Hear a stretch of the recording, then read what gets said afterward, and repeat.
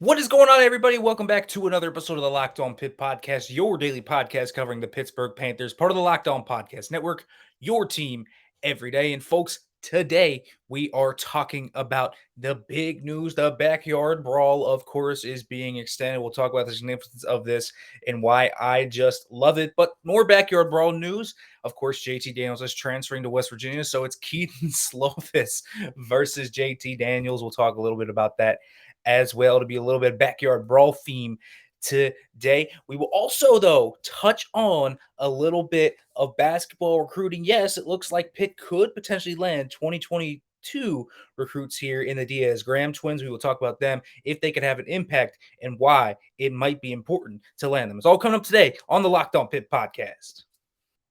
Are Locked On Pitt, your daily podcast on the Pittsburgh Panthers, part of the Locked On Podcast Network, your team every day.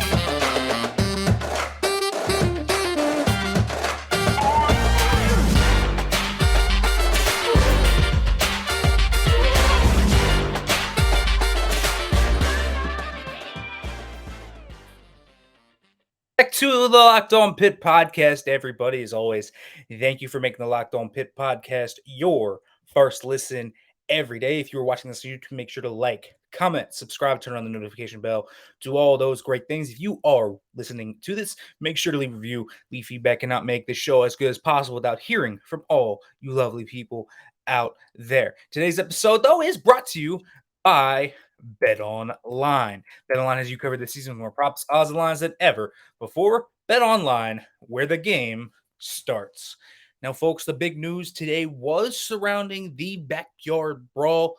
Pitt and West Virginia have agreed to extend that agreement. It has now become an agreement where they have this 4-game series 2022 to 2025, and then they re-up it in 2029 through 2032. So really dope stuff here from Pitt and the West Virginia Mountaineers. And I love this because I think one of the biggest things is, while you have those rivalries in pro sports, you have rivalries like the Yankees and the Red Sox, which are so historically rich. In football, you have great rivalries like the Seahawks and the 49ers, the Ravens and the Steelers. You have a really rich history there too, but it's not quite as oomphy as your alma mater, the college sports. The rivalry and the atmosphere of a rivalry is something that makes college sports so good. And it's why I love college sports in a lot of different ways, because it gives you that different feel than, say, a pro rivalry, right? And pro rivalries are fun, but college rivalries are different. And so when Pitt stopped playing the Backyard Brawl, it really sucked. And now, obviously, things happen. It makes sense. They drift apart, whatever. It's fine. It's not going to hurt anyone. But here's the thing. It is better to be playing these games because it is such a difference maker to me. I think it's just such a difference maker in terms of local interest. It's such a difference maker in terms of the richness of your program and where it is. I mean, you have a game now that you circle every year as your rivalry game. This is why Florida State is a great rivalry. Clemson, South Carolina, even though South Carolina has not been able to compete with Clemson. Louisville, Kentucky.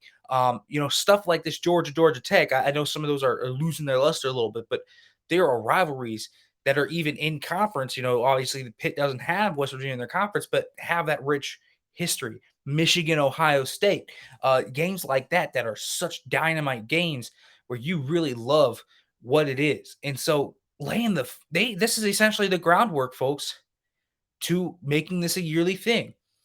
And it's the kickoff game in each season. So this is going to be a game that is likely going to kick off most of their seasons. And so that'll be interesting to me. And I look at what you see in terms of that type of groundwork being laid. Now, 8 of the next 11 seasons, you have a game being played. You play them in mostly every other sport.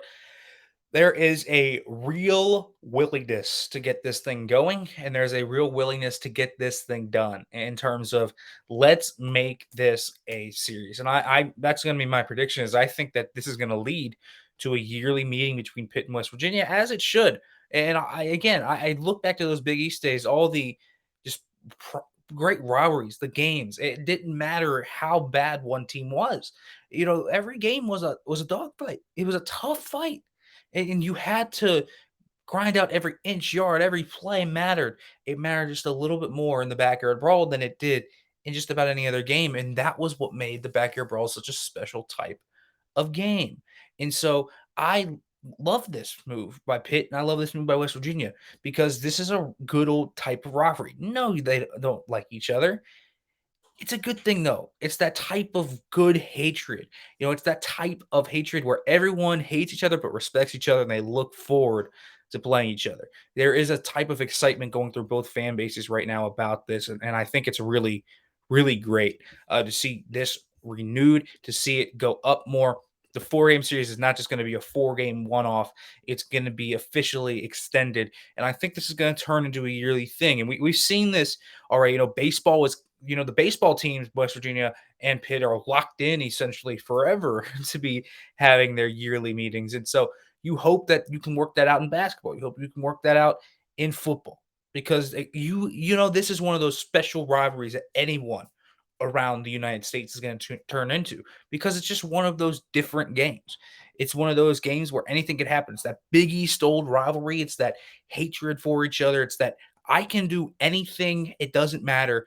We wipe it off. Virginia Tech is another one of those rivalries that this one can go to. It doesn't matter how good the other team is.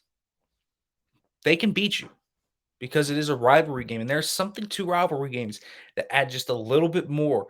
The bragging rights, the hate, the program tradition, the willingness to want to back it up. And you just look at the tradition and the atmosphere in college towns. Pittsburgh is going to be absolutely electric when it comes to this. And then so is Morgantown the year after. It's going to be fun.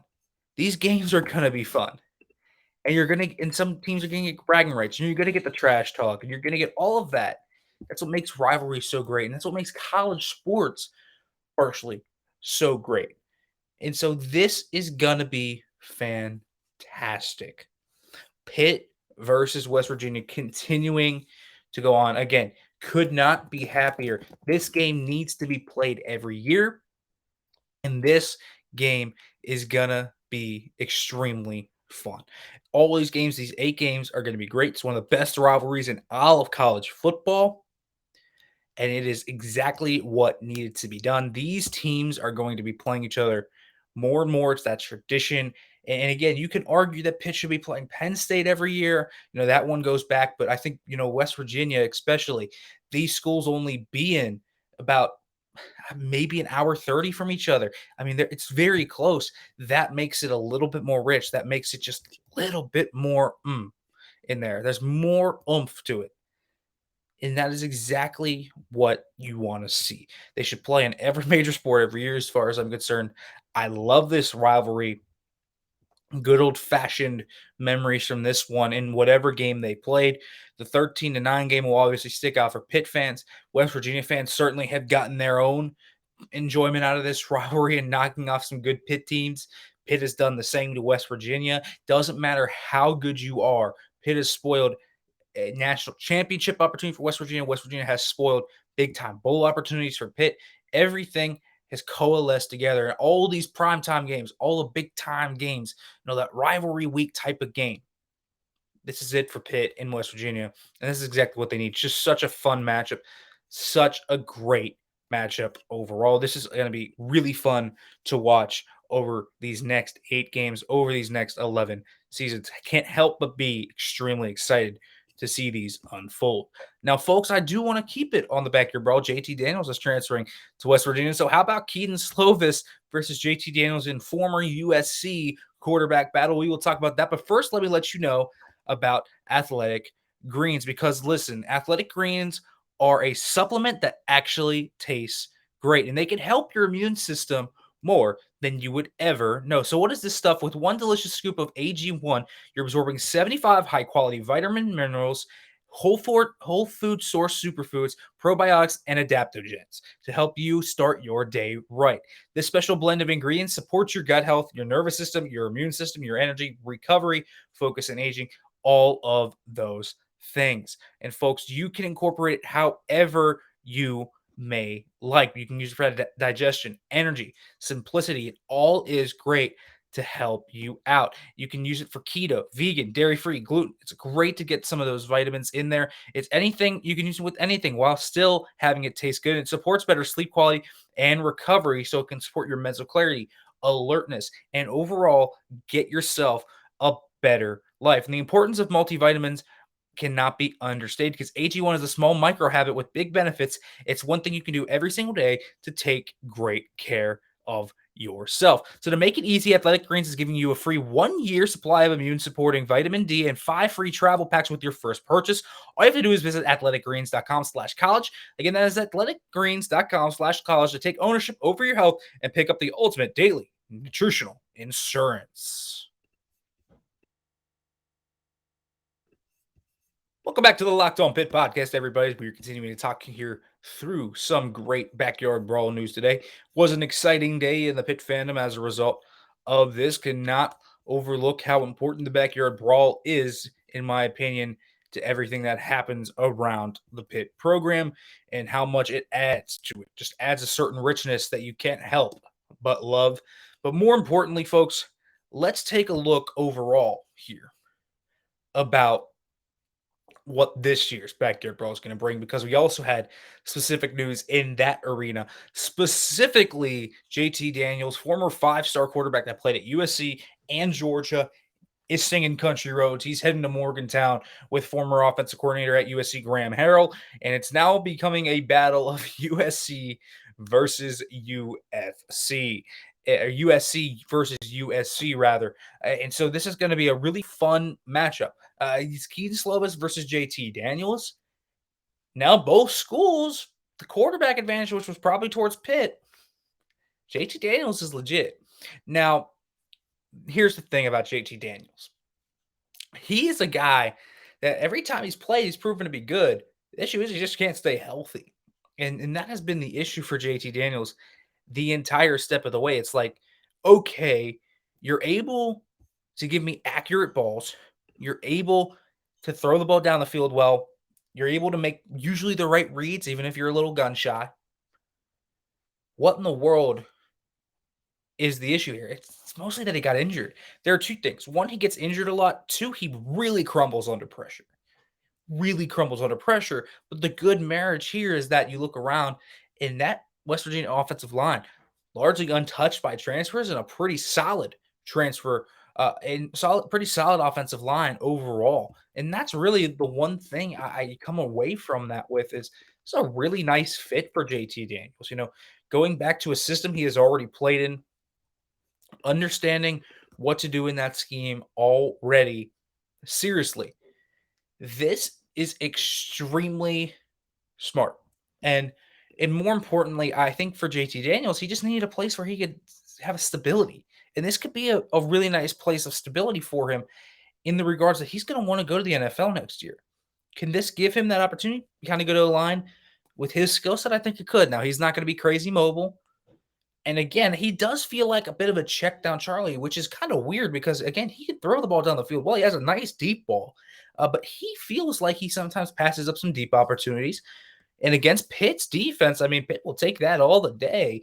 And so this is going to be one where Pitt might have to score a few points because JT Daniels, if he hits it deep and he really uncorks that deep ball, man, you know how it is against coverage like that. When you were playing cover zero, the cornerbacks for Pitt are going to be tested very early. And with the good offensive line, you would think potentially, and I say this potentially because we have seen Pitt's defensive line just annihilate good offensive lines before. Wake Forest last year was a pretty good offensive line, and Pitt took them to the woodshed. So we have seen this before. Pitt has plenty of talent on their defensive line to make havoc happen, make turnovers happen.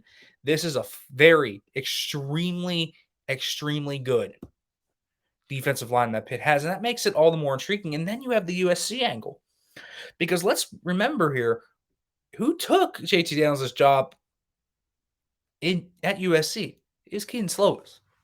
And so you have this really fun battle of Slovis versus JT Daniels, which makes it such a dynamic battle now. It's a really fun one.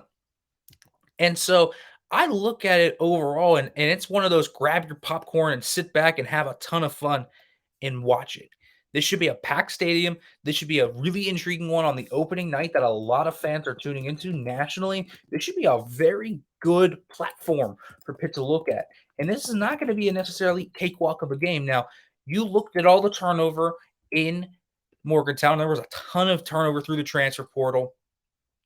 They are not a stable program, and Neil Brown is trying to cling on to that job security, and JT Daniels is going to help him potentially do that. But this is going to be a really fun matchup because this is going to be a Mountaineers team where you have to have a good year if you're Neil Brown. And so JT Daniels versus Kedon Slovis is just a really fun matchup. It's a really, really fun matchup. And I think you're going to see a lot of offense in this one. I think you're going to see some really big plays. I think this is going to have all the makings of just a real fun duke it out fight. That really is something that it just kind of comes to me as this is good old backyard brawl stuff. The backyard brawl returning, okay, you got me going already. The fact that you now have this intriguing battle of the dude who stole your job and Kedon Slovis is now going to be facing JT Daniels, it's going to be fun. This is going to be a really fun matchup to watch because these two guys both have really dynamic skill sets, both can really mess it up at times. There can be a lot of issues with both these guys if things go wrong. And it's going to be a lot of fun as a result because this is a really, really fun matchup. Now, I think Pitt has the overall better all around team. And that's the thing here. But when you have a quarterback, and JT Daniels has been thought of as potentially an NFL quarterback, this one's going to be a ton of fun. You tell me what you're looking more forward to. The backyard brawl returning or the two quarterbacks facing off. Probably is the backyard brawl. But I think that's just another wrinkle that makes it such a fun game to look forward to on that Thursday night under the lights. This one is going to be dynamic, and this one's going to be a ton of fun. Both of these teams are going to be hyped about it. And again, I think this is one we'll talk about it, of course, closer to the game. I think this is one, even when looking with JT Daniels, Pitt should win this one. They just have the better overall roster, as I said. But the more important thing to really coalesce this into is the storylines, the backyard brawl being back, everything about the rivalry. It's going to even the playing field a little bit just because these guys are going to be amped up, ready to play. Pitt should win this game, but JT Daniels now with them makes them a little bit more dangerous, a little bit more precarious. Question is going to be what weapons is he going to have to throw to? And moreover, how good is Pitt's D line going to be against that West Virginia offensive line? That will be the big matchup to watch because otherwise, if he's able to stand back there, I think you're going to see JT Daniels do some quality stuff. Same with Kedon Slovis.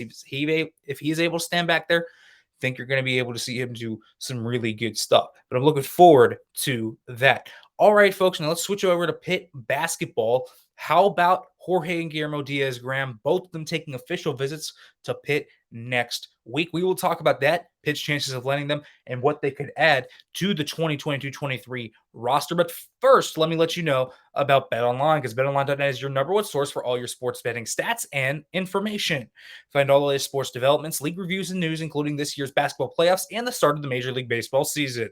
BetOnline is your continued source for all your sporting wagering information needs, including live betting, playoffs, esports, and more. Head to the website today or use your mobile device to learn more about the trends and the action.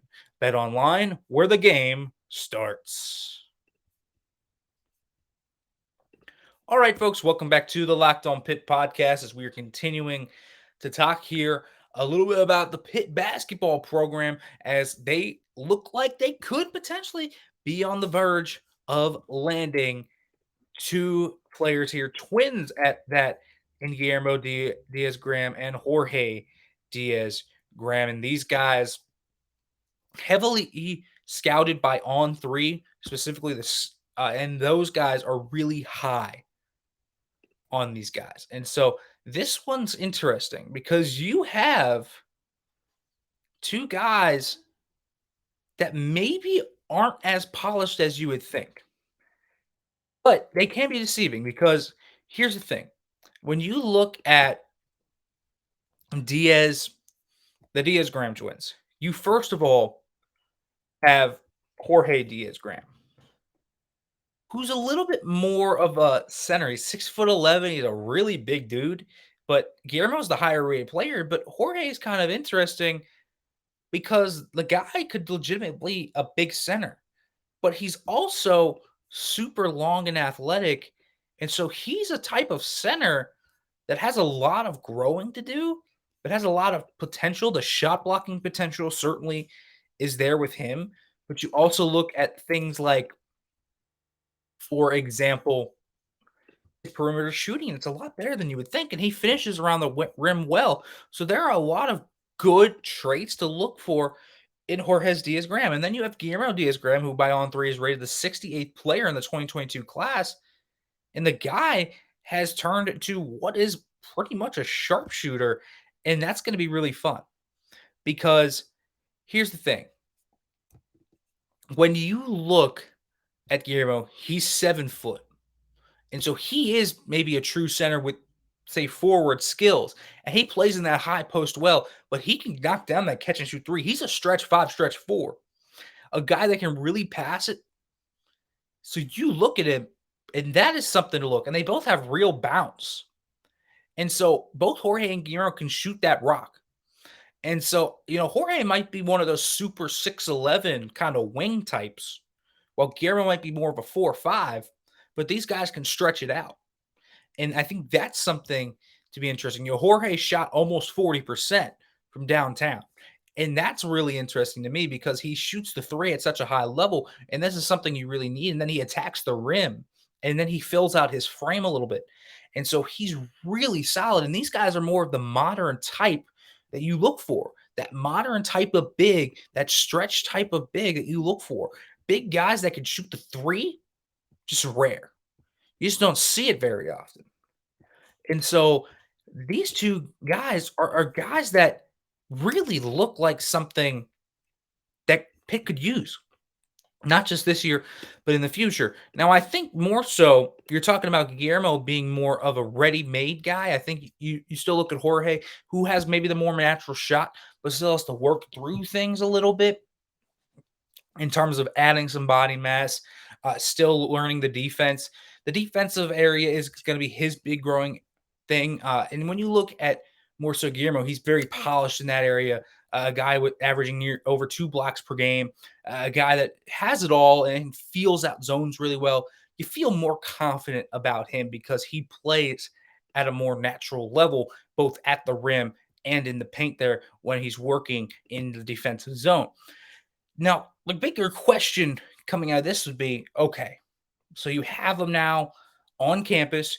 They're coming on the 21st through the 23rd. Cool.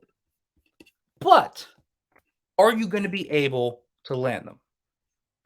Well, here's the thing. The competition isn't super stiff. Guillermo's going to Utah State, San Francisco. That one could be a little bit troubling. Jorge, Weber State, and George Washington. Then they're both going to visit UMass after that. Now, these guys aren't necessarily a package deal. But here's the thing. There's a short period of time to where their parents can come and visit the United States and go with them. So this is going to be something that's very, very meticulous. This is going to be something that they're going to go through, and you would expect them to make a decision in that early part of May. And listen, neither of those, that's not steep competition. Some A-10 schools in there. San Francisco just lost Todd Golden. So how much oomph do they have still? I mean, this isn't a crazy list to go up against. This is one that Pitt should theoretically win. So you would think they'd be in good position to get these guys, and it would feel right. And again, they need that developmental type of guy on top of guys that can come in and play right away. And to me, Guillermo Diaz feels like a guy that's going to come in and play right away. I think he's a guy that's ready to come in, take some minutes off the bench, be that stretch guy that could shoot the three a little bit, come in the front court, give you a little bit more shooting option. Jorge feels like that developmental guy, though, that could turn to a real sharpshooter with time, just needs to become better on the offensive end in terms of attacking the rim, needs to become a little bit better in terms of the defensive field, especially on the perimeter. And, the guys have natural height and very rare skill sets for their height. When you have a 7-footer and a 6'11" guy who essentially play like wings and have some guard-like skills, that is something that you just do not find very often. And that's kind of rare. And that's why you need to look out for these guys, because Pitt is still recruiting 2022, right?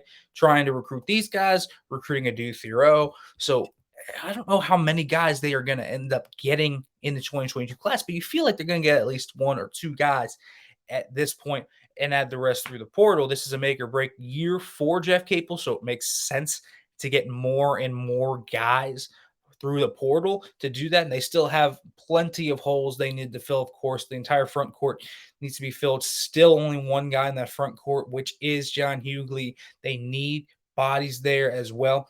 But I think when you continue to look at this overall, I think that this could be a quality addition. These two twins from Spain, I think it would be a really quality add for Pitt overall. Now we'll see if they can close. That has always been the issue here over the past few years. Can they close? They have them on campus. That is a big step forward, however.